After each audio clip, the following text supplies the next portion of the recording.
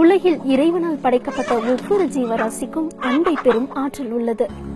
ஆனால் அன்பை யாரிடம் செலுத்துவது என்பதுதான் நமக்கான பிரச்சனை. இதோ இவர் பெயர் மகேந்திரன். சிவகங்கை மாவட்டம் மானாமதுரையில் பிறந்து சிங்கப்பூர் நிறுவனத்தில் உயர் பொறுப்பில் அங்கம் வகிக்கும் நபர்.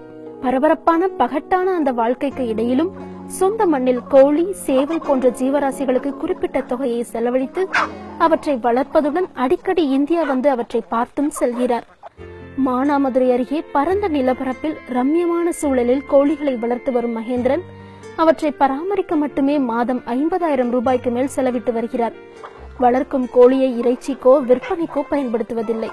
அதனால்தான் 2 கோழியில் துவங்கி தற்பொழுது 500க்கும் அதிகமான கோழிகள் வளர்ந்துள்ளன. அவையிடும் முட்டைகளை கூட இரையாவதில்லை என்றால் எந்த அளவிற்கு அவற்றின் மீது பிரியம் வைத்திருப்பார்.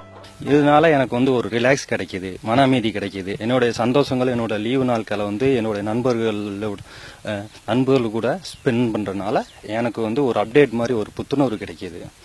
இதுல இது வியாபார நோக்கத்துக்காக இல்லை. இந்த கோழி சேவெல்லாம் வளர்த்து என் நண்பர்களுக்கு நான் ஒரு பரிசா கொடுப்பேன் தவிர இது வெளியில விற்கிறதோ இல்லை அதை சமைச்சு சாப்பிட்றதோ அந்த எண்ணங்கள்லாம் இல்லை.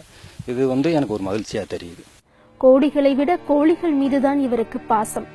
அதனால் ஆண்டுக்கு 4 முறை இந்தியா வரும் மகேந்திரனை கோழிகளும் அடையாளம் வைத்திருக்கின்றன. நாம் எதை விதைக்கின்றோமோ அதுவே விளையும். கோழிகள் மீது இவர் அன்பை விதைத்தார், அவைகளும் அவர் மீது அதையே காட்டுகின்றன. இதுதான் பாசம். வெளிநாடுகளுக்கு கரன்சியை தேடி செல்பவர்களுக்கு மத்தியில் அங்கிருந்து உயிரினங்களோடு உறவாடும் மகேந்திரனை போன்றோர் மதிக்கத்தக்கவர்களே.